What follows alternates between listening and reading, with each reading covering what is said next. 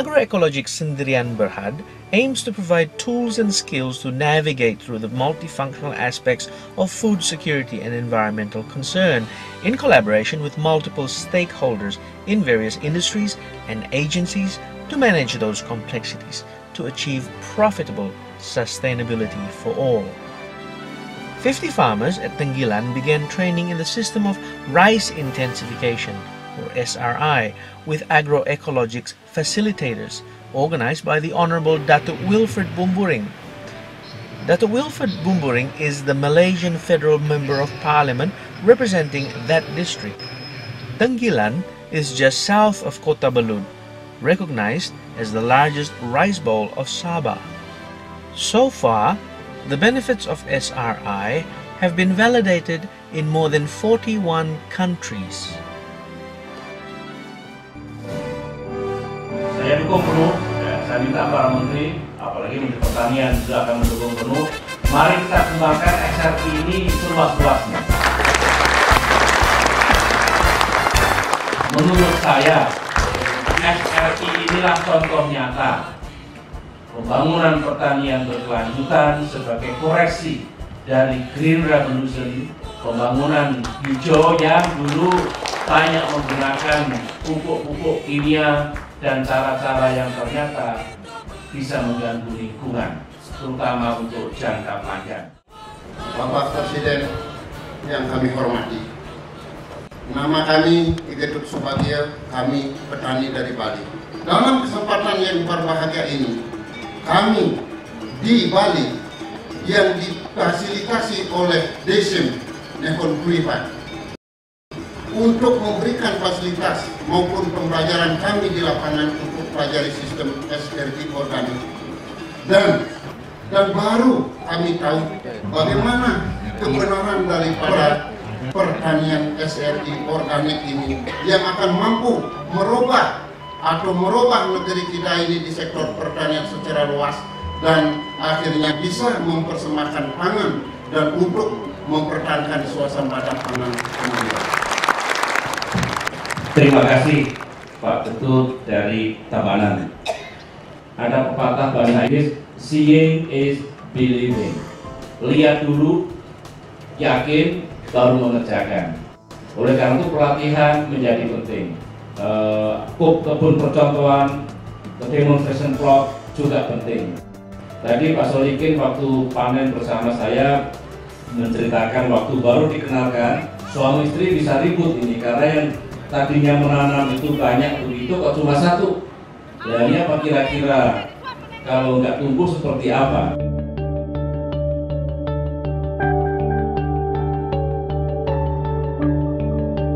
Tapi setelah melewati fase 1 hari, 3 hari, 7 hari dan seterusnya, ternyata teknologi ini tidak keliru dan bahkan mendatangkan berbagai kemajuan dan peningkatan.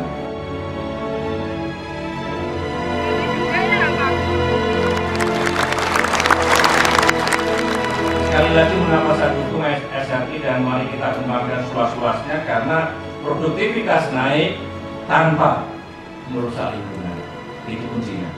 Jadi saudara bertanggung jawab pada anak cucu kita, para generasi mendatang, jangan dihabis-habiskan yang ada di tempat kita ini tanpa memikirkan nasib mereka.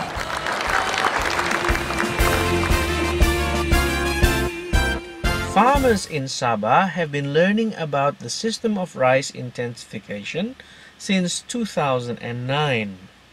SRI is worth deep consideration for any agro-based economic development because it represents an agroecological strategy that enhances food production and contributes to food security while at the same time improving the natural resource base on which agriculture and other human activities as well as life itself depend. 2 farmers who have harvested their SRI yields have reported averages of 9 tons per hectare, both in the district of Ranau.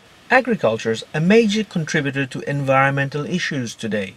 We need to understand it as multifunctional or part of a complexity with commodity as well as non-commodity outputs that impacts not just economics but also human or social well-being and environmental sustainability.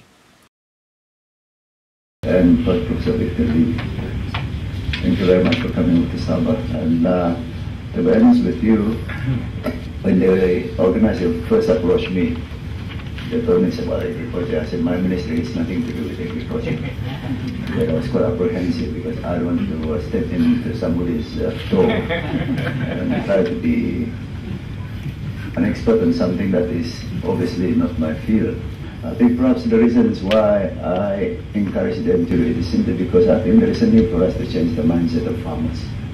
You see, we are doing too much to destroy the environment on the pretext or on the assumption that we are going to produce more food.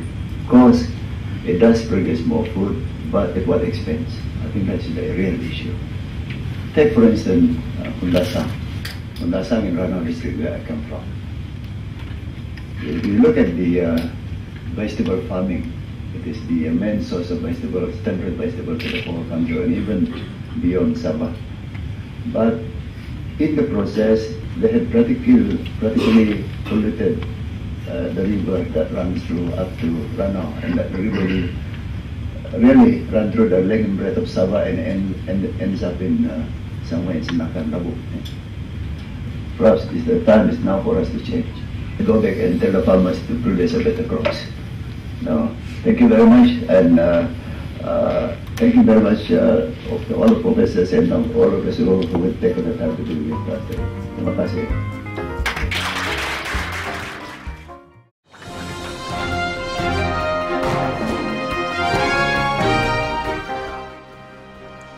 Sandwiched between two five-star resorts is a floating village in Kota Kinabalu.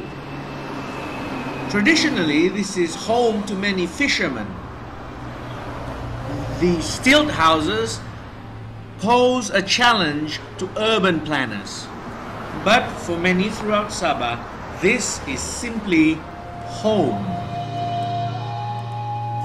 If you don't have access to a vehicle that can navigate the mud roads from your stilt house on the beach of Mapan village, most of the time you simply don't get medical treatment. You endure the pain or wait for help. And help was what a group of physicians, dentists and dental assistants brought to an isolated fishing village near Pitas, led by Rotary Club President Mahmud Tahir and past President Datuk Dr. Ganesh.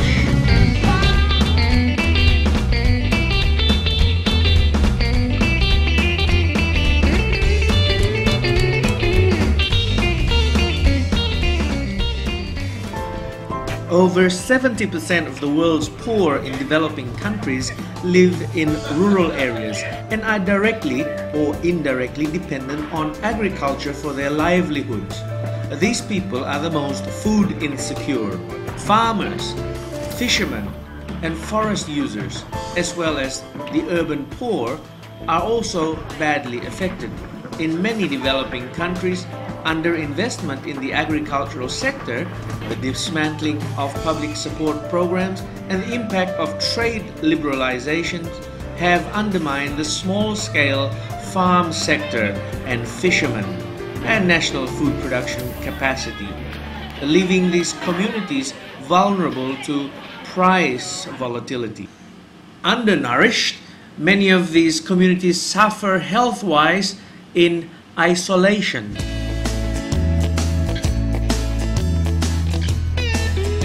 Today is 28th of November, year 2010, and we are having the medical outreach program. Our Rotary Club of Kota Kinabalu South.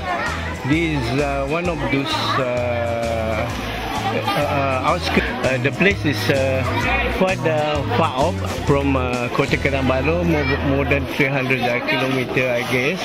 Rural area projects that we do usually do twice yearly.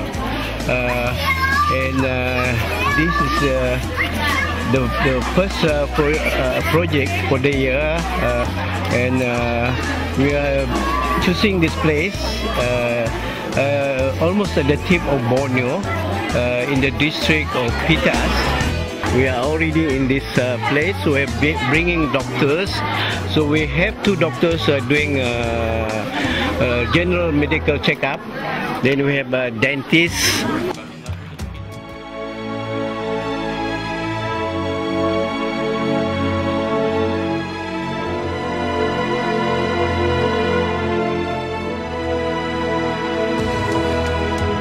Most of them are fishermen. And as you can see, most of the crowd are older women and younger children. The young people have left the villages, looking for work in larger towns and cities. There are a few men around, fishermen. So we asked them, how's the catch these days? Dulu banyak ikan? Banyak. Berapa banyak dulu? Banyak lah, macam 30 kilo, 50 kilo. Sekarang sisa berapa? Sekarang 2-3 ekor. Dulu 50 ekor ada? Ada. Sekarang Berapa tahun lalu itu? kurang ada 10 tahun lebih lah. Makin hari makin kurang ya? Ya, Itu kira-kira kenapa itu sebabnya? tidak tahu. Ibu sini tidak tanam padi. Tiada tanam. Ya, kalau dikasih kesempatan untuk pertanian padi mau ikut tidak? Di mana? Tanam padi di bukit. Kalau ada boleh juga. Boleh juga ya? Ya.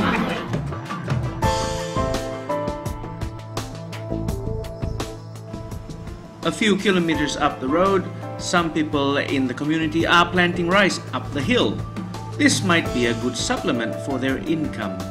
Converting fishermen to land-based agriculture, growing food cash crops such as organic rice, will be worth trying, especially if they can make good use of intuition about life below the surface of the sea. In this case, it would be about developing an appreciation for soil biodiversity below the surface. It's probably hard to imagine, but each of these rice plants started off as a single seedling. In this experimental farm, another Rotary Club member is learning how to plant with the system of rice intensification, or SRI, planting it on drier soil, much like hill paddy. The 6 steps of SRI are as follows. Plant young seedlings at about 7 days old, and plant 1 or single seedlings instead of many in one position. Plant in wider spacing, say 30 by 30 centimeters square grids.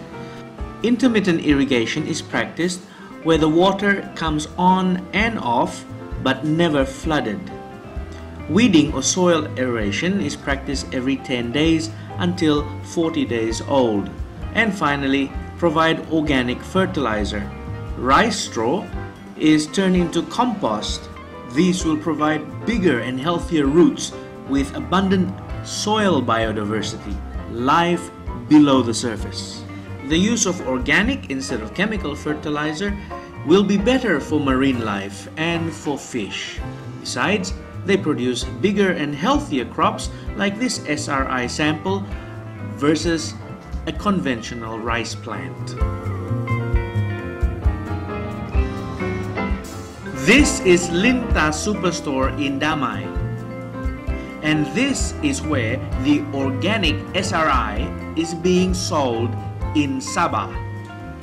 For now, sitting on the bottom shelf of the organic food section is a possible solution for poverty alleviation and food security for many of Sabah's underserved communities, smallholders, and even fishermen, selling at 13 ringgit and 80 cents per kilo.